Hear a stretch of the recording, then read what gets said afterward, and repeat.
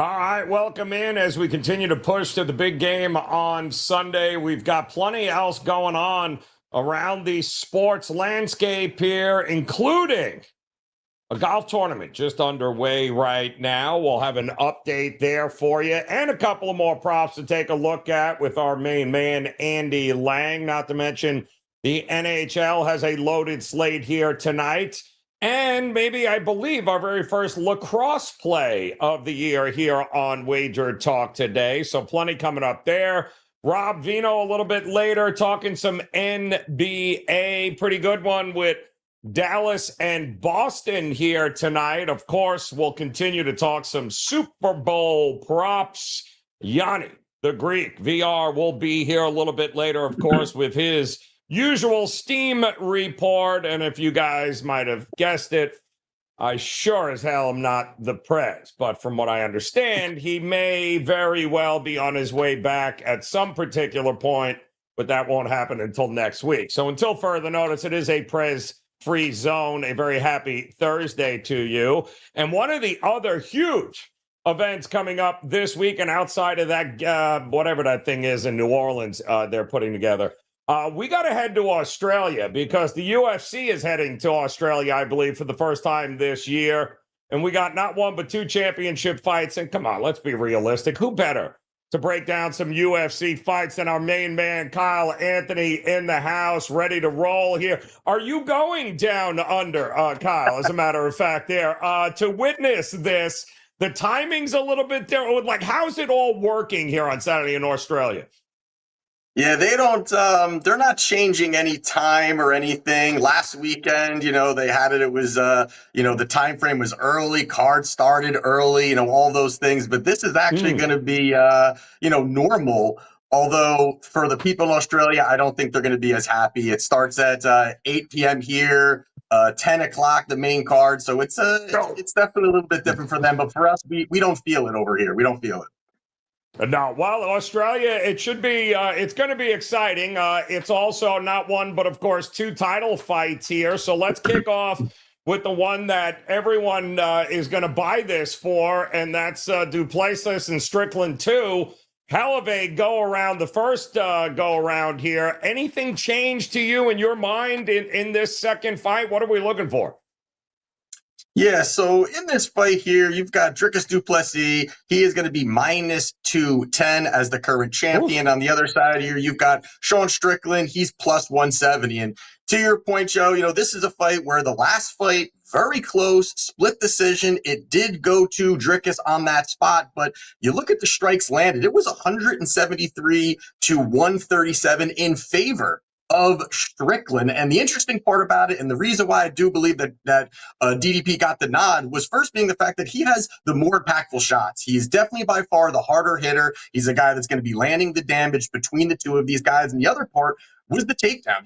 Really well-timed takedowns from DDP, and he was able to get some control time. And you look at really what Strickland does, and he pretty much does the same thing almost every fight. He's going to come forward. He's going to walk you down. He's going to throw a simple 1-2 combination. He's going to look to utilize the jab, teep kicks to the body, not look to wrestle, not look to commit to his punches, and really kind of go in there and look for a barn burner. And that's really the difference between, I think, him and DDP, where DDP is a guy who is going to fight smart. He's going to mix it up. And again, he's going to be the harder hitter. He's going to be the guy that's going to be looking to pile up the damage. He definitely is going to look for those takedowns. And that's something that he did so well in the last one, where if the round was close, there was a close, maybe it was a pitter-patter shots back and forth. You couldn't really tell. By near the end of the round, Dricus would look for takedowns and get that takedown, end up on top position by the end of the round. Optically, it looks very good for the judges. That's another reason why he was getting the nod. He had 6 takedowns in that fight. He averages 3 takedowns per 15 minutes. So this being a 5-rounder, you're going to be getting those takedowns from DDP. And then the other part here is going to be the unorthodox style. That is something that, I have been betting DDP on his rise up consistently on client plays. And this is a guy that it's just awkward movement, awkward, herky-jerky kind of style, throws punches, very weird angles. And this is a spot where I actually do believe it's going to play out very similar to their last fight, where I do think it's going to be some competitive rounds. I do think that you're going to have Strickland kind of weaponizing that cardio. But in general, he's not a guy that's easy to put away. Strickland has only been finished twice in his professional career. One of them was by Alex Pereira. I don't think that Dricus is going to get the finish. I think that he will get the nod on the scorecard. So you're looking at 5 points, is sitting around plus 160, 165. And I do think it's a very likely path for him to keep the title. It's funny. It feels like every time. I mean, Strickland just feels like a decision monster because he's not going to grapple anybody. He's not going to, he's not going to go there and submit anybody. I don't know are you a believer in his power? Has he got knockout power? It just feels like it's a guy that's going to beat the living crap out of you for the entire fight and look for the judges to give him the fight. I mean, that's what he did with Costo, isn't it?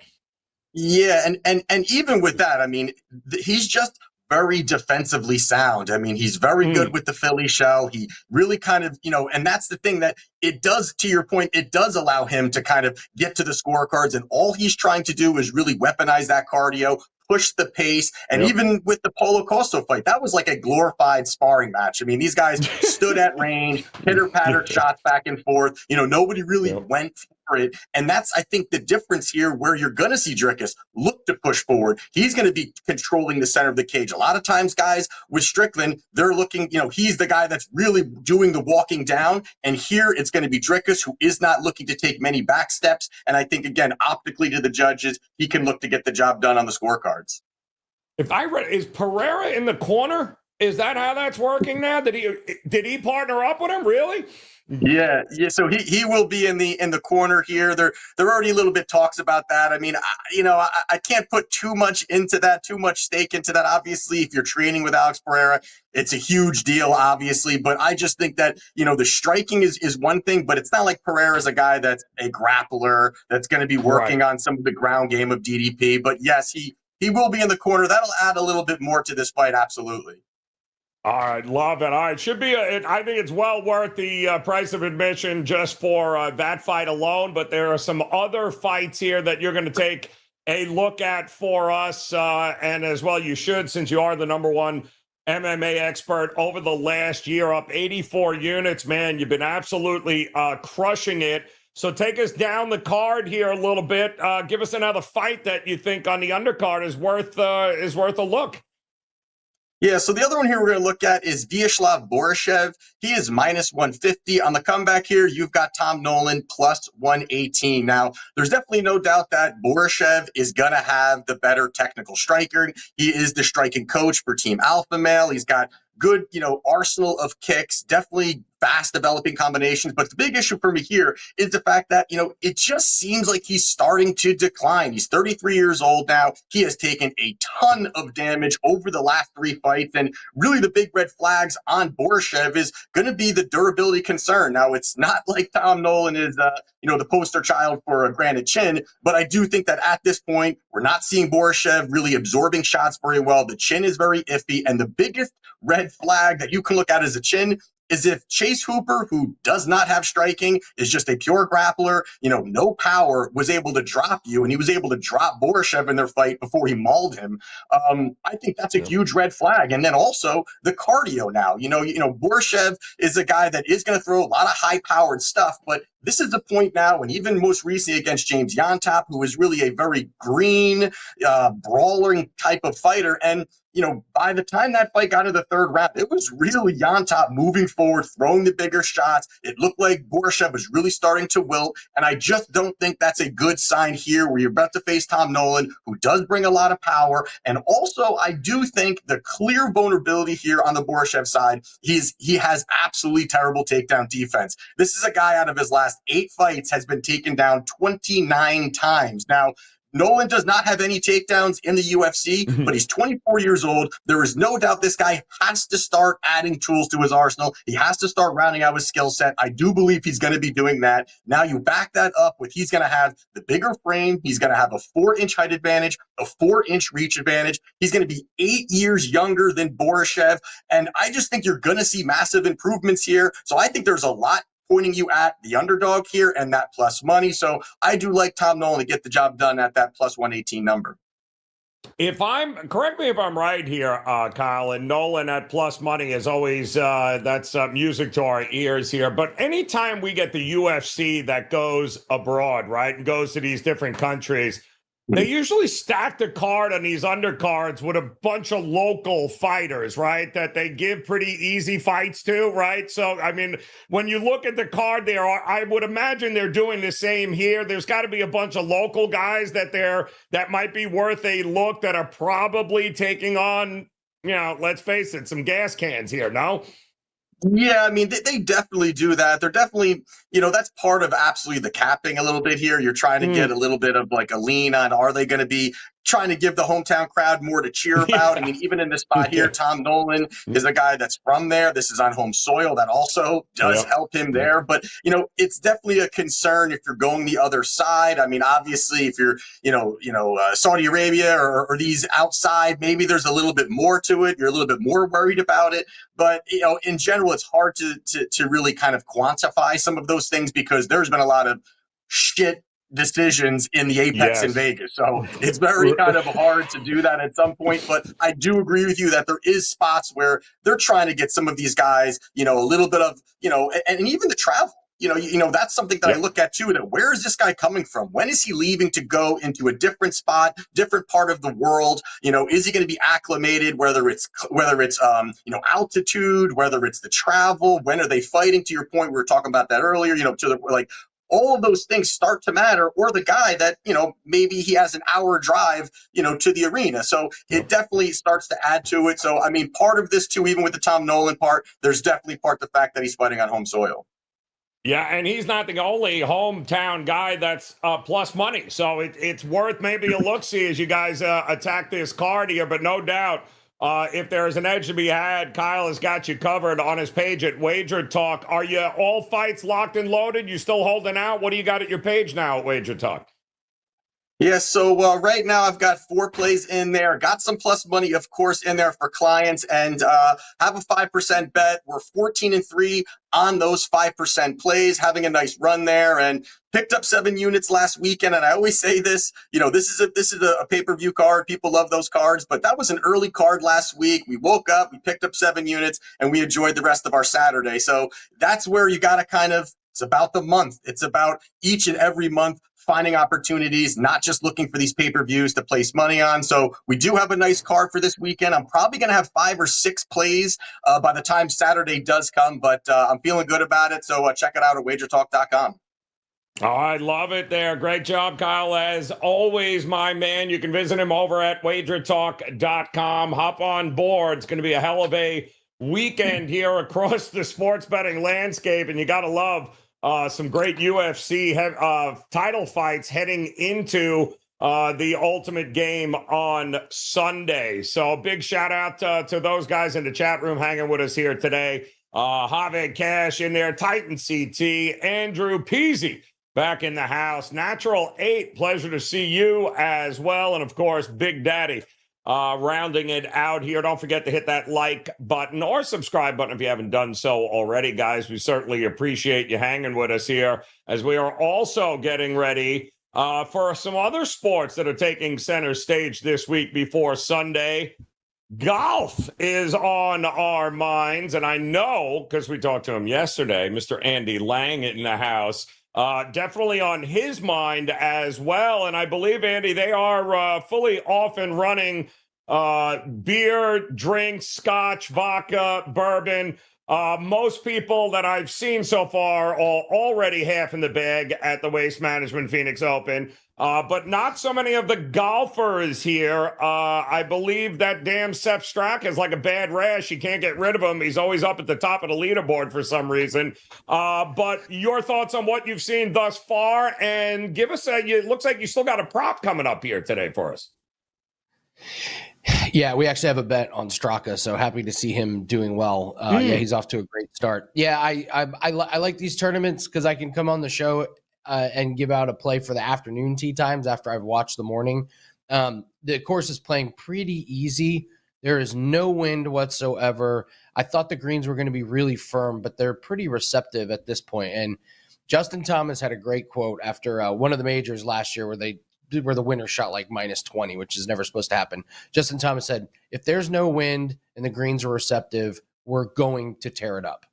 And so when you're looking at that, you're looking at playing some plays that are going well. And so, yeah, Sepp Straka's already well on pace to go under his round score. So let's take an afternoon guy under 69.5 for Siwoo Kim.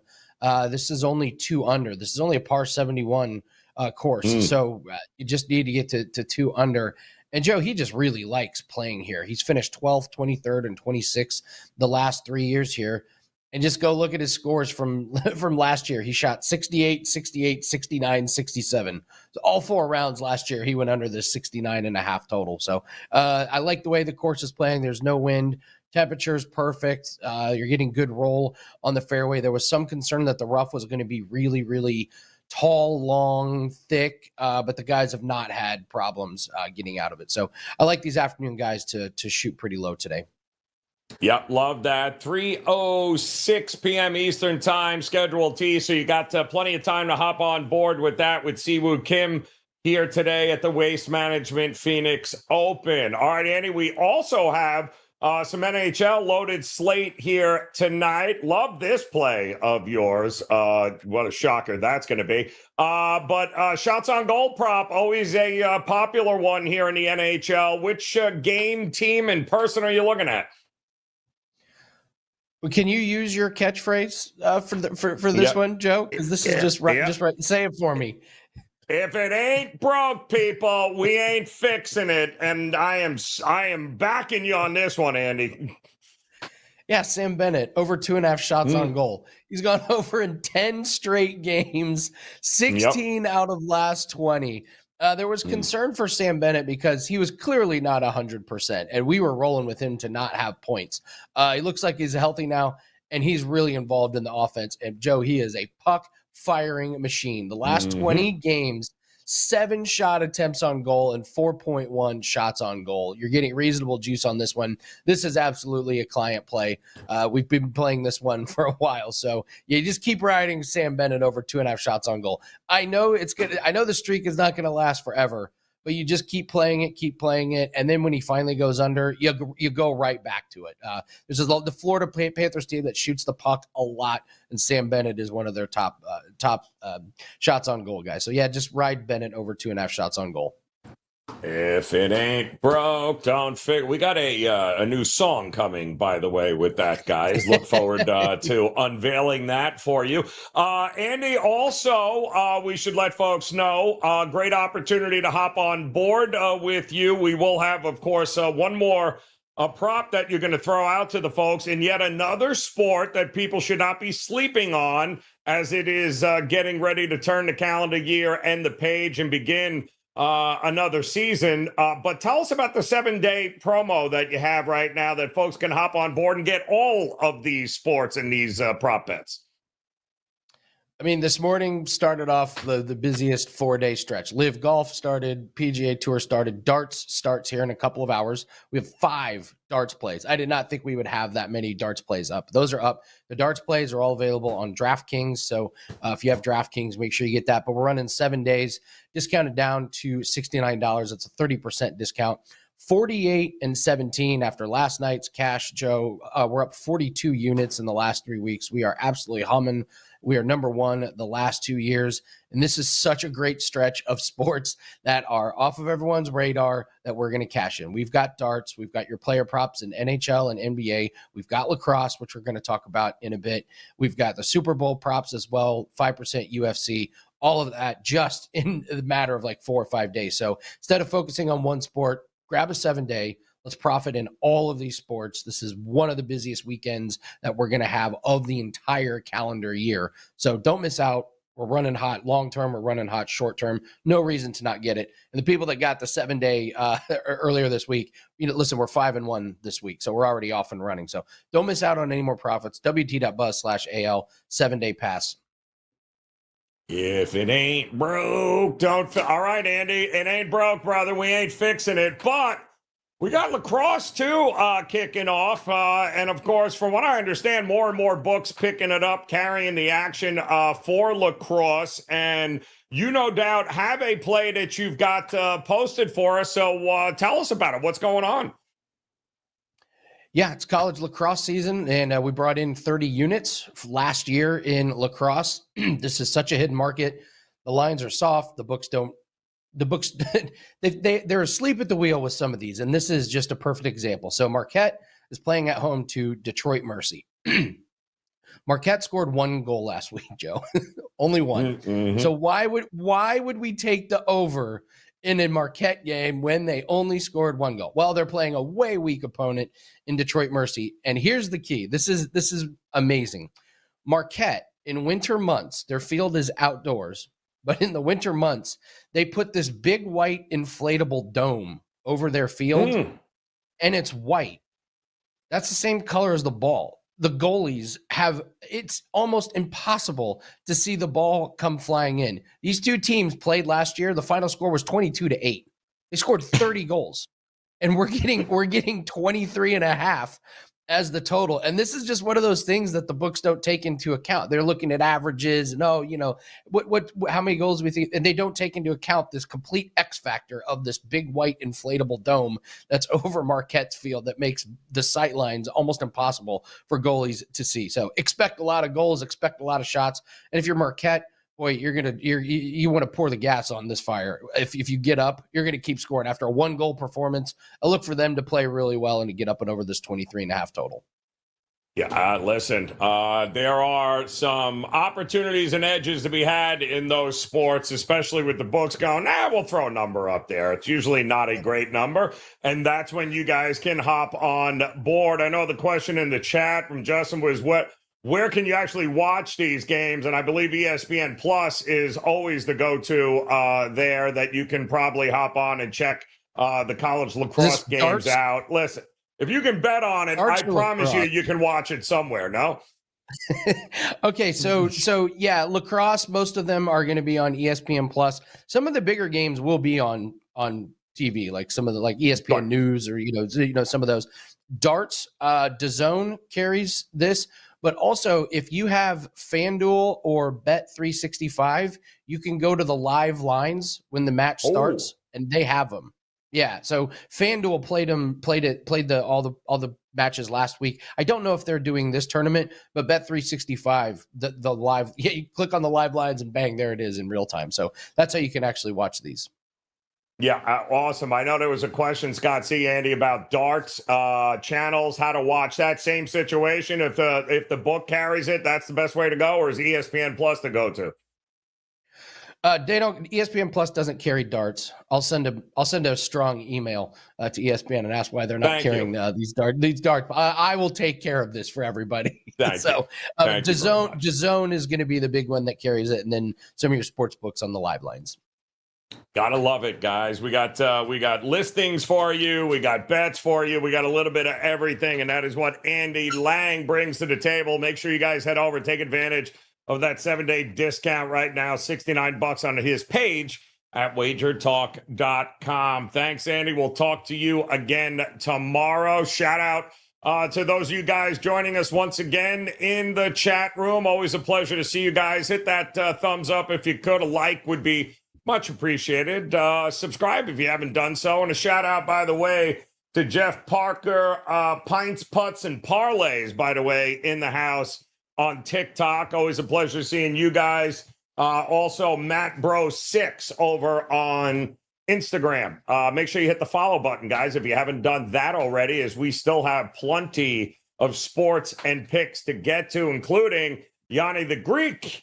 VR will be here in just a few. He'll give you that daily Steam report, let you know where the pros and where the groups are looking on the board today. But we still got NBA action. We got college basketball. We also have this game coming up on Sunday. So who better to run some of these games by than our good friend Rob Veno in the house, RV, ready to roll on what should be a great day on the hardwood. Veno, now that the 48th, or basically the trade deadline, is come and gone, and all these desperate teams trying to throw shit against the wall and seeing what sticks. It's ironic that Oklahoma City, the Cleveland Cavaliers, the Boston Celtics, none of the favorites went overboard looking to try to make all sorts of changes. But now that everything is kind of settled here, pretty interesting game tonight with the Celtics and the Dallas Mavericks here. Celtics not great on the road, Rob. Although they've won, everything has been by sweat job city with them. Are we back to laying double digits at home with Boston, even against Dallas tonight? Well, I think we have to be, Joe. The Dallas situation is just right now, until Saturday, it's going to be pretty much a mess, right? That's when I think Anthony Davis is going to make his debut. Now, there's a shot that he plays tonight, but just not sure that they would put him out there tonight against Boston. He's gone through workouts the last couple of days. Certainly, he thinks he's feeling better, but it seems like Saturday's the more likely time for him. It's the fifth game of a 5-game road trip for Dallas. Certainly, shorthanded fatigue has to set in at this point. They haven't played defense at all in the last couple of games. Not sure they'll start playing good defense here against this particular team. Boston, where the rest advantage is concerned, in real good shape. Second of back-to-back home games, and they had yesterday off. So clear advantage schedule-wise to the Boston Celtics. I'm going to go back just a couple of games ago, Joe, and look at what Jason Tatum said after they came back against the Philadelphia 76ers. I think they scored 54 in the final 74 in that game. He talked about competitive joy, how great it feels to all be on the same page again. And you take that with a grain of salt and say, okay, let's see what you do against Cleveland. And sure enough, 112-105. Not many teams hold Cleveland to 105. Boston did it. They took it.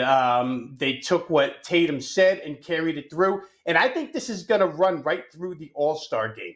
There's about 4 games left for Boston. And I'll just take a quick quote from Kristaps Porzingis, who said it's important for us to finish strong going into the All-Star break. Get some rest, then have the really good home stretch of the regular season at the right moment. For Dallas, same problem, especially if AD doesn't go. There's no rim protection. 76ers had 64 points in the paint the other night. Dallas giving up 125 a game over their last 5, 28th in defensive efficiency. Just not good. I'm going to say this. Boston hasn't been good at home this year, and I'm a little bit leery to lay that many points. I wouldn't argue anybody off of doing it. It's a difficult matchup for Kyrie Irving. Remember, this is the best perimeter defense in the league. Kyrie's got to go up against it. He's the only scorer. But I think Boston comes out of the gates quick here. As I mentioned, Dallas is in the 5th of 5 road games. First half line, you can find 5.5s all over the place. I would lay 5.5 in the first half with Boston, thinking that they get the job done. This newfound mindset of playing hard, I think I'll stick with it, and we'll roll with Boston first half. Like in the first half. Don't hate the over either. Big Daddy in the chat room looking at that one. Opened up 228. We're starting to see 230s now popping, and it makes total sense in that aspect of it. All right, another interesting game is finally Miami got rid of that pain in the ass Jimmy Butler. And now he's Golden State's problem. Now Golden State has a interesting game coming up here tonight, taking on the Lakers, who, once again, Luka will be there in the building at home there for the Lakers. And boy, oh boy, that place is going to be wild. Golden State played last night, lost in Utah, now back to LA. What gives here? What are we looking at, Veno? Yeah, it's a tough spot for Golden State. We just talked about 5th and 5 nights being tough for Dallas. This is even tougher, I think, for Golden State here, just because of the shyness of depth. Steve Kerr talks about yesterday's trade like this. He said, this is hard. This is the business. We know that. We talk about it periodically. Everyone moves on. You say your goodbyes. Brandon Pajimski even talked about there being tears in the locker room after the trade was announced for Jimmy Butler yesterday. And he went on to say, we're down a lot of people right now. Somebody else has to step up. That's what I'm here to do. He had 29 in Salt Lake last night. Not only is it back-to-back travel, Joe, but it's just that. It's travel from altitude in a game where it was, nip and tuck the entire way through the fourth quarter. They're not extensive minutes, but they were, tough minutes when you're trying to win a ball game. Golden State didn't do that. The Lakers, they're depth shy too. Let's face it. I mean, the trade that they pulled off for Mark Williams last night leaves them with probably about 7 players in this game. If Gabe Vincent can't go, it leaves them with 7. But at least the Lakers starting lineup has been played together the last few games, and they've looked great, right? They go to Madison Square Garden, destroy the Knicks, score 120 plus, come back to LA, destroy the Clippers, score 120 plus. Lakers seem to be on a roll right now. And again, they're rested. They've stayed at home. So travel situation, rest schedule, however you want to word it, good for the Lakers. Both teams pretty depth shy right now. I think they're just of different mindsets at this point. This specific moment, it looks like Golden State is a little more, depressed mindset, where the Lakers are pretty joyous. They got Mark Williams yesterday. This is a pretty happy team right now. I think the game plan for them, pretty simple, Joe. You come out of the gates running. LA's been scoring big lately. Why not run a team that had to play a 134-129 game in Salt Lake last night? It seems like a contest, though, where when each side only has 7 guys, that the depth on defense is not going to be there. So I think over in this game is a good look. 221.5 seems to be a bit low. I think it's reasonable. I'm going to play it that way. Golden State, LA over 221.5.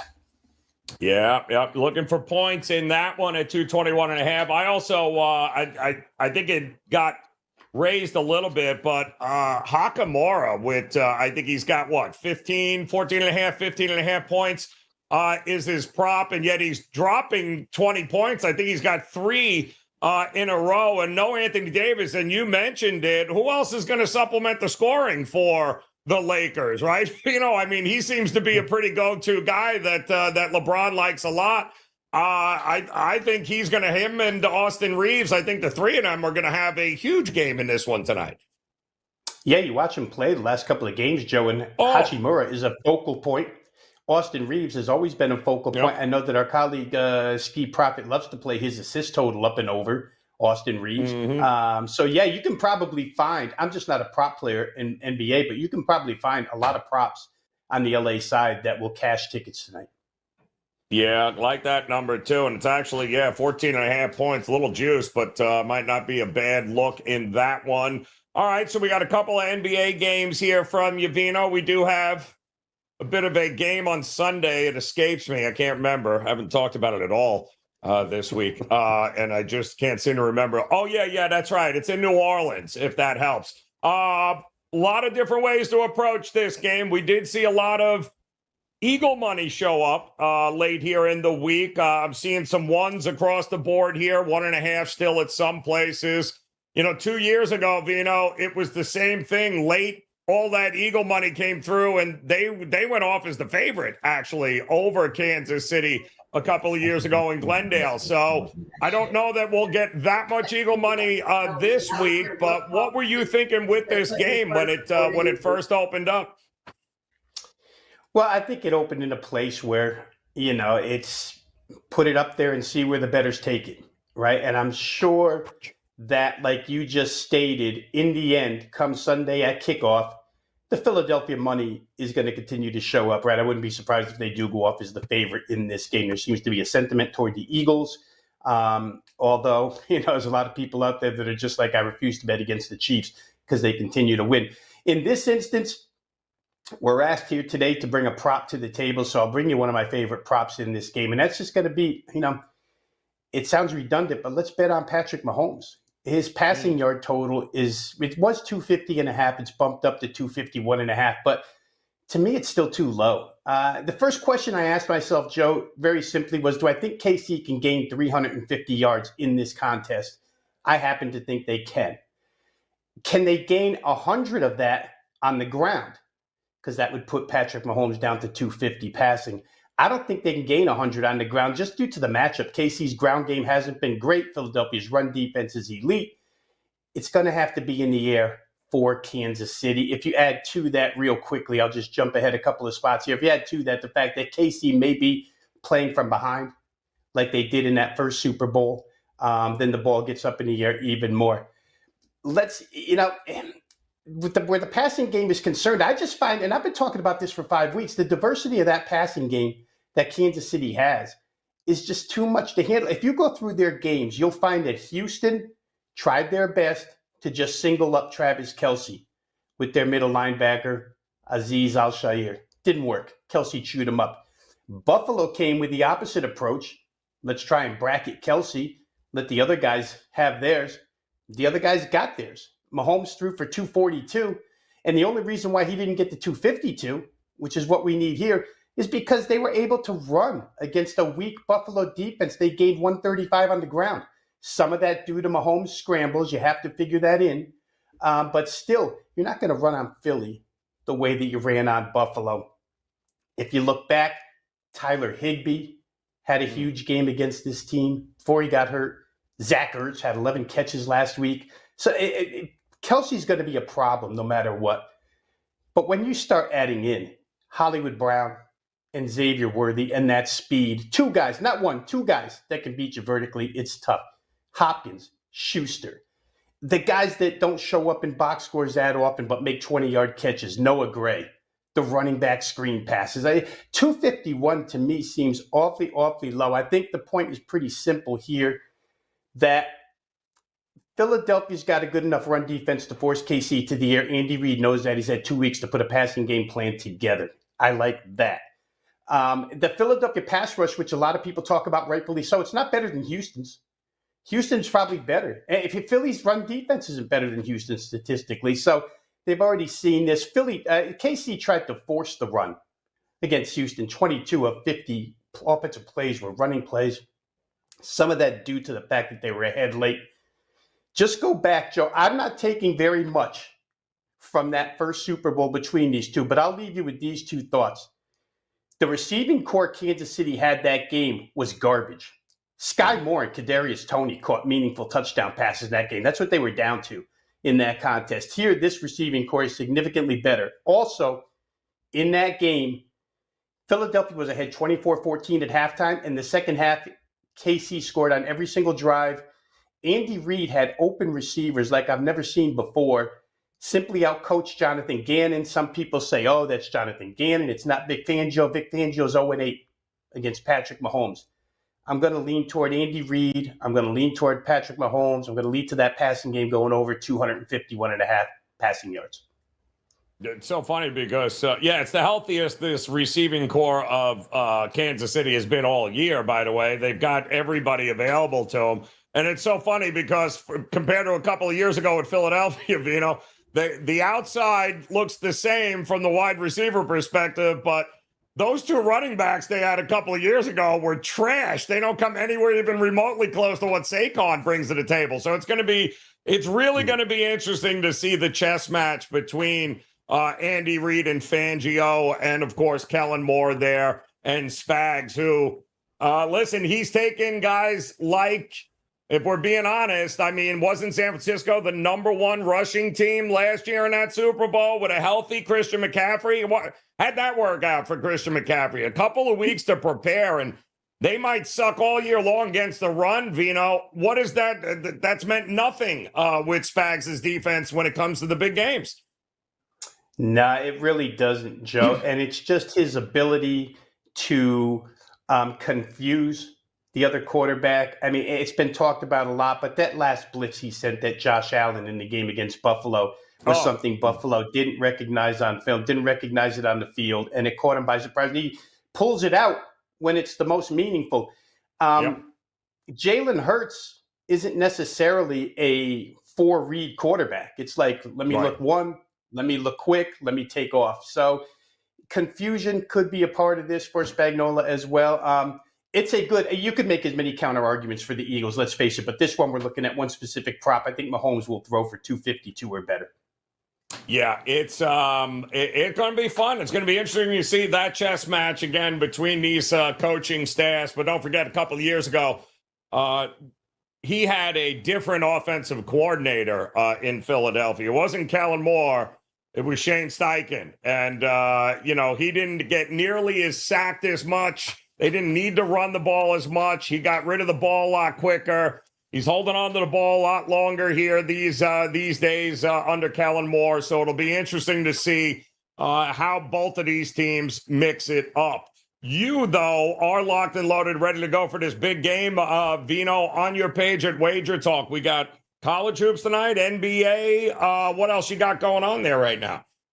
Both of those, NBA and college hoop for sure. The Super Bowl game itself is going up this afternoon. The props I'm going to put up all at once. I've got 4 done. I think we're going to have about 8 when all is said and done. They'll go up all at once, probably tomorrow afternoon. So you'll have everything ready and available. Again, the NFL, let me just say, Joe, the last couple of weeks in the playoffs, it's been good to me the last couple of years, the playoffs. Finished number 1 at Wager Talk in the playoff season last year. Last 2 weeks, 12-1 in the NFL playoffs. So we're on a really, really good roll here. I think I'm seeing it pretty clear. Once again, check it all out on my homepage at wagertalk.com. Great stuff, Rob Veno. As always, we appreciate it, brother. We'll see you, of course. Some great game breakdowns available to you. Some of the big games here tonight, NBA, college hoops, available on our page at Wager Talk on our YouTube page. So, guys, make sure you check them out. Don't forget to hit that like button. Hit that subscribe button if you haven't done so already. And hit the follow button on Instagram as well as TikTok. Good to see you guys hanging out with us here on Wager Talk today. We appreciate it. As we get ready, of course, huge slate on the hardwood tonight in college basketball as well as NBA. And might we start to see a little bit more movement in the side or total in this game coming up Sunday? I can't think of anybody better to ask these questions to than our man VR, Gianni the Greek, in the house. Ready to go, fresh off of, the man flew to Australia to do some hits there for UFC. Twice. Now he's back home twice. He went around the world, and now he is back ready to drop the steam knowledge to us. Gianni, what is going on here today, my man? Seeing a lot of Eagles money line action going now to even money. Like it's hard to get plus on them right now. I'm looking at my screen, and even though they're getting 1, I'm seeing books here in Las Vegas that are charging you like minus 105 on the money line. So it happens every year. Obviously, this isn't going to be as huge as other years when we have a higher spread. And, wise guys take advantage of that every year with the Super Bowl, meaning where they come in and bet the favorite just because the money line doesn't reflect the point spread. Because I talked about it again multiple times that when it comes to the Super Bowl, it's bettors that haven't bet all year round. And when they want to place a bet on the Super Bowl, they want to cheer on a team to win. They don't care about the points. And when they find out their hundreds only get them back $91, $92 to take 4 points, they rather take the plus money. So what usually happens is it's not a reflection of the actual point spread. So there's more times than not, if not always, especially closer to game time, you get that favorite on the money line at a price that you shouldn't be able to get. Doesn't mean it's going to cash, but you're placing a decent bet. That's hard to do this year, though, Joe, because of the number at 1.5 and 1. What are they going to make it? Like, they can't make it to where Philly's now minus 110. Why wouldn't you take the 1? Why would you take them on the money line? That makes no sense. So they're not going to be able to do that. The betting syndicates won't be able to do that. What's interesting to me is what's going to happen with this total, because you're seeing more and more books going to 48.5, knowing that the recreational money is going to come in on the over. To me, that's a telling sign that they took a lot of sharp money on the under. In fact, I had the most profitable bettor at Circa since the place opened on my podcast for the UFC yesterday. It's a guy that doesn't have any social media, that doesn't this. And I said, what do you want me to promote? He said, I don't have anything to promote. You know me, Ace. I have nothing to promote. This is a guy that bets for real. You know what I mean? And he was saying that the guys he works with that bet this Super Bowl, that's what they came in on. They came in and bet the under 50. They came in and bet the under 49.5. And that's why we're looking at 49s and 48.5s across the screen. That much I can confirm to you has been sharp money related. Most expect this to tick back up. Will we see 50 again? Probably not. But with that said, it's only Thursday, and I know it seems like the Super Bowl's near, but 90%, I'd venture a guess, close to 90% of the money that will be bet on the side in total have not been bet yet. So there is a chance, if you do like the under, to hold out. If that's my recommendation, the holdout. If you like the over, and I know a lot of sharp guys, the guys that I respect, think this game is going to go into the 50s.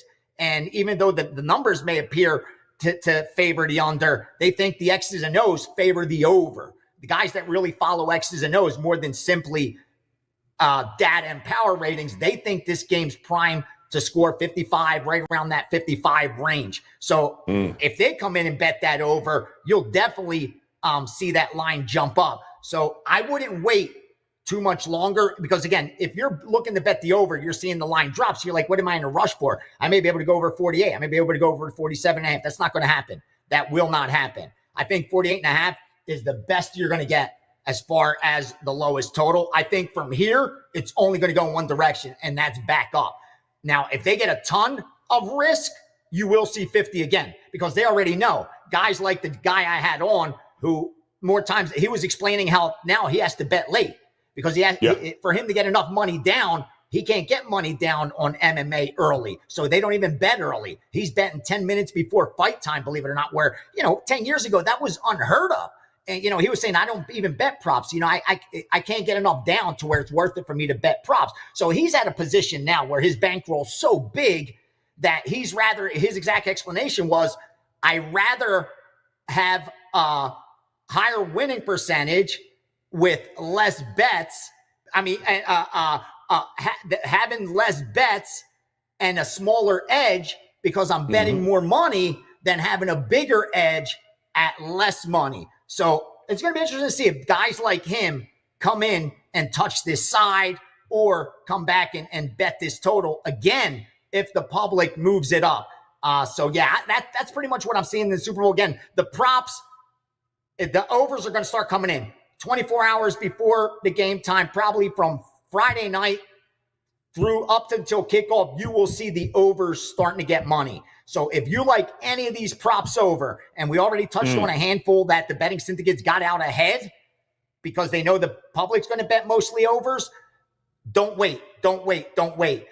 Because most of the recreational bettors that betting props, they want to cheer for over yards, over receptions, over all that stuff. Because like I said the other day, they're never out of it. Even if you got over 4.5 reception, your guy hasn't caught a catch and it's halftime, you still have a live ticket. But if you have under 4.5 receptions, he's caught 5 catches by the end of the second quarter, the halftime, you're throwing that ticket in the trash. So it's the bias of the bettors to go over on all these props. And in the Super Bowl, it's magnified 10x. So if you like over props, do not wait. If you like under props, any of the yardage props under, and you may have missed some, we talked about some of those under props, how they're betting a lot of the under on the Barkley, and now that's moved. If you agree with that short money, but you're like, I don't know if I want to take 2 yards less, 3 yards less, wait. Don't take that number yet, because the bettors that are going to come in and bet the over on Barkley on all that stuff, they haven't gotten to the window yet. I promise you that. And that money will far outweigh the sharp money that's bet those unders, because as I said, that gentleman I had on yesterday, guys like that don't even mess with the props because they just can't get enough money down.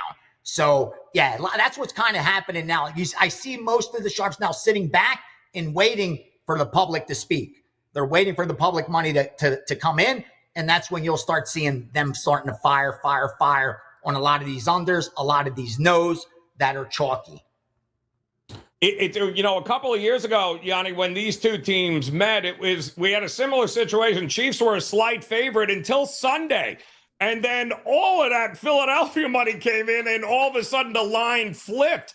If you think people are on to Philadelphia, do you think that can happen again? Or do you think the books will avoid that at all costs? No, I do think it can. Especially with the future risk that they have on Kansas City. They have more future risk on Kansas City. And I really, just hearing out there, you know what I mean? Just hearing what's going on, because I've had to go to the strip so many times to place a bet here, because that's the only place that has that prop and that kind of nonsense. So I've just been hearing people talking, and I do expect the Philadelphia money to come in hard. Yeah. Even sharps that bet Philadelphia, number guys like Philadelphia. It's no secret. I mean, the guy that I'm talking about, that's what he said. It's no secret. The guys that just follow numbers, they think Philadelphia should probably be the 1 point favorite, the 1.5 point favorite. That's why they took some Philadelphia action on the money line and some Philadelphia at +1.5. Now, obviously, when the line's this tight, there's also disagreements. There's betting syndicates that laid KC already. When that line first came out, they took KC money line. So you have that difference of opinion between sharps, but I do think that the guys that like Kansas City, like Mahomes, they fired instantly. Once this line came up, didn't matter to them. They figured out, I don't want it to go up. How much down lower is it going to go? They took the Kansas City side. I think the Eagle bettors have been waiting. Will this line go up? I'm getting the dog. Yeah. And most are thinking this ain't going to flip. Philly won't go to favorite. But like you said, we've seen it already happen before. That wave of money hasn't come in. I do think it's going to come in. I would not be surprised if that happens. Again, it won't change much. At one point, should it come into play? It really shouldn't. But stranger things have happened, man. Stranger things have happened. And this game is expected to be tight. Let's not forget, the Eagles were how many minutes away from winning that Super Bowl? It was like point flip at one point, very close to the end of the game. So, I do think you're going to see Philadelphia money. And I would not be surprised if they closed as the 1-point favorite. Again, the books aren't afraid of getting middled.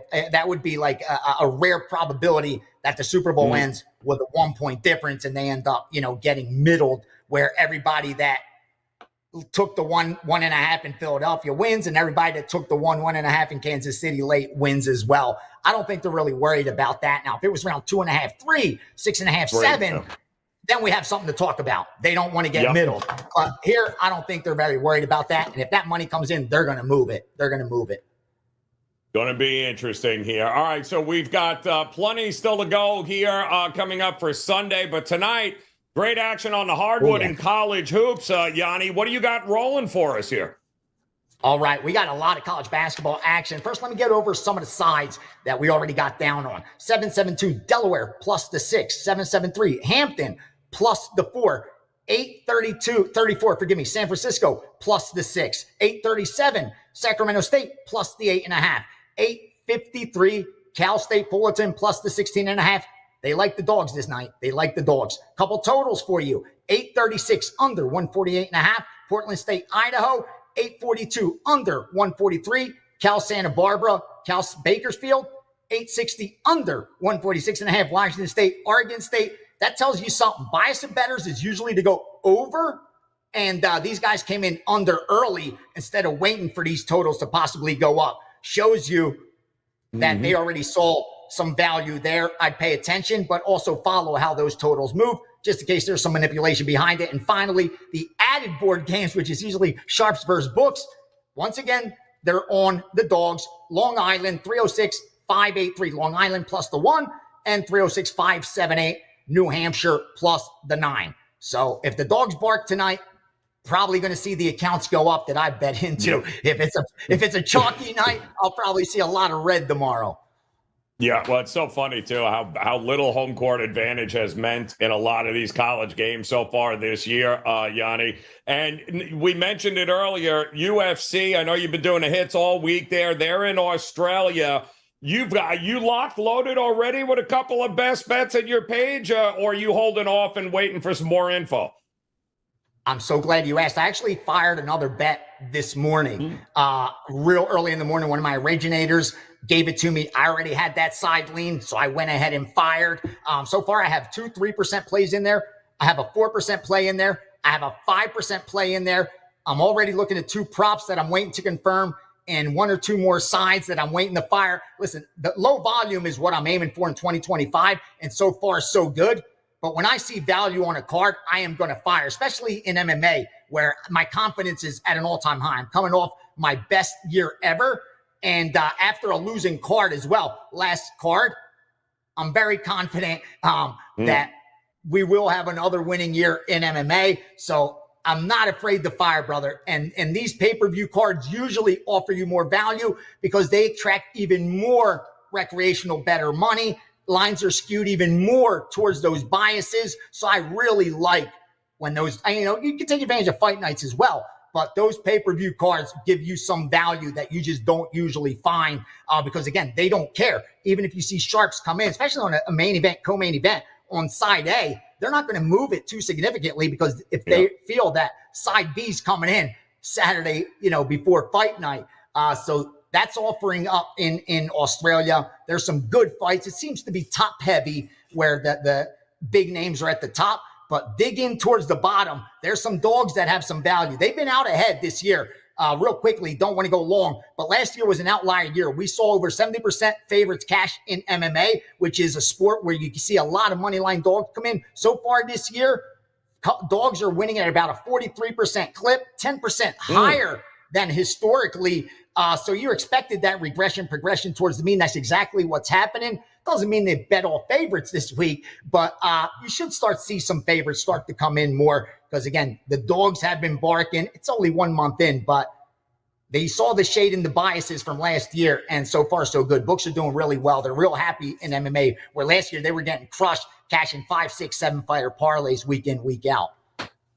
Now, let me ask you, Gianni, I've always been told that when they go abroad and they go to different countries, they kind of stack the undercard with local guys, right? Local fighters.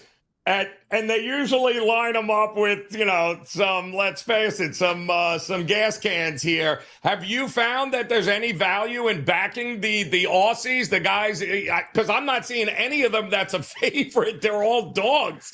So is there any angle to that at all, backing the hometown guys? 100%. I mean, there was a time where there was even more, the MMA market has become more efficient than it was 5 years, 10 years ago. You know what I mean? Where in Brazil, you don't want to fade Brazilian fighters, because even if they get their scorecard, they're usually going to get the nod, especially if it's a close fight. And you still see that a lot. In Australia, that's exactly what's happening. Like you said, the undercard's stacked with a lot of Australian fighters. And also, it's difficult for handicapping them. There's not too much data to lean on. Like, they don't have a lot of UFC fights. So you have to look at what the promotions they were fighting in prior. Some of these promotions are really weak. So it is more difficult. I found a couple. I'll tell you real quickly, man. I'll give you 2 favorites that I actually bet. Line moved a little bit, but I know people like throwing in money line favorites. We already bet Kevin Giussette. That's a hometown guy. And the other guy added today was Jake Matthews. He's on the main card. Another hometown guy, Australian, fighters. So we're not afraid to back them, not afraid to lay a little chalk for them as well. Because like you said, wouldn't be the worst thing to have an Australian crowd into the fights. You know what I mean? Because their guys are getting the job done. And you see some of that, even some short notice fighters that are being thrown in there that aren't in very good positions. So don't be afraid to lay a little bit of chalk on some of those home guys, because you got to know the judges are a little bit skewed. The crowd, more importantly, it's not like the judges are going to change their minds, but you're get affected by what the crowd's doing. Like if the hometown fighter lands a big shot and the crowd goes nuts, that's going to put emphasis on that shot, even if it didn't do a lot of damage, more so than if they're not doing anything. So, I mean, they're human. The judges, just like everybody else. So when they're hearing that crowd roaring when the guy's looking like he's doing some damage, it's going to be reflected in the scorecards. So I always look to back those hometown fighters, even if sometimes I have to pay a little bit higher than I'd like. I feel that you're paying that premium, but it's warranted in that situation.